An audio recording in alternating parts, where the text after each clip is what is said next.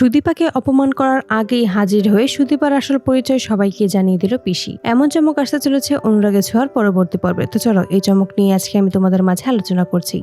সঠিক সময় আদিত্যকে হসপিটালে নিয়ে এসেই আদিত্যের জীবন বাঁচিয়ে নেয় সুদীপা। এতে করে ডাক্তার বলে, পেশেন্টকে যদি সঠিক সময় আপনি নিয়ে না আসতেন তাহলে হয়তো খুব বড় একটা বিপদ হয়ে যেতে পারতো। তখনই সুদীপা কি করবে কিছুই বুঝতে পারে না, সে একা সেখানে কি করবে। ঠিক সেই মুহূর্তেই কনস্টেবল চৌধুরী বাড়িতে ফোন করে এবং সবাইকে আদিত্যর কথা জানায়। এতে করে সবাই দুশ্চিন্তার মধ্যে পড়ে। তারপর সকলেই হসপিটালে চলে আসে। সেখানে এসে সবাই ডাক্তারের কাছ থেকে জানতে চায় আদিত্যর অবস্থা। তখনই ডাক্তার বলে, এই মেয়েটা যদি সঠিক সময়ে ওকে নিয়ে না আসতো তাহলে হয়তো ওনার খুব বড় একটা বিপদ হয়ে যেতে পারতো।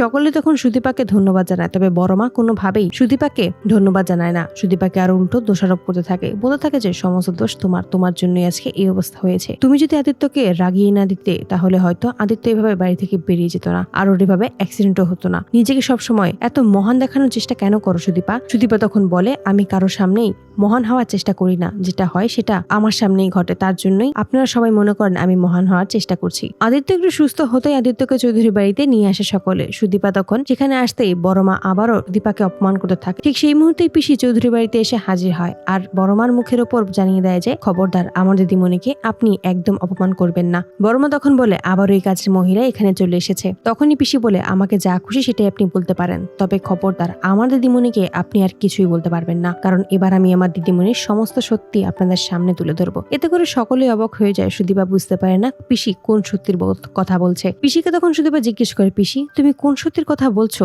তখনই পিসি জানা যে একটু পরে সবটা জানতে পারবে। অপরদিকে পরমা ও অভ্র অবাক হয়ে তাকিয়ে থাকে, কেউ কিছুই বুঝতে পারছে না পিসি আসলে কোন সত্যির কথা বলবে। তখনই পিসি হাজির হয় বড়মার সামনে। বড়মার মুখোমুখি দাঁড়িয়ে বলে, এই হলো তার প্রমাণ। এই বলেই সুদীপার কাছে থাকা সেই লকেটটা সবাইকে দেখিয়ে দেয় আর জানিয়ে দেয় যে সুদীপা অনাথ নয়, সুদীপা বড় বাড়ির মেয়ে, সুদীপা সেনগুপ্ত পরিবারের নাতনি। তো বন্ধুরা, তোমরা এটাই তো চাও জন্য এভাবেই সুদীপাকে অপমান করার আগেই চৌধুরী বাড়িতে যেন হাজির হয় পিসি এবং সুদীপার আসল পরিচয় যেন সবাইকে জানিয়ে চমকে দেয়। তোমাদের মতামতটি অবশ্যই জানাবে। ভিডিওগুলো ভালো লাগলে চ্যানেলটি সাবস্ক্রাইব করে বন্ধুদের মাঝে শেয়ার করতে ভুলবে না।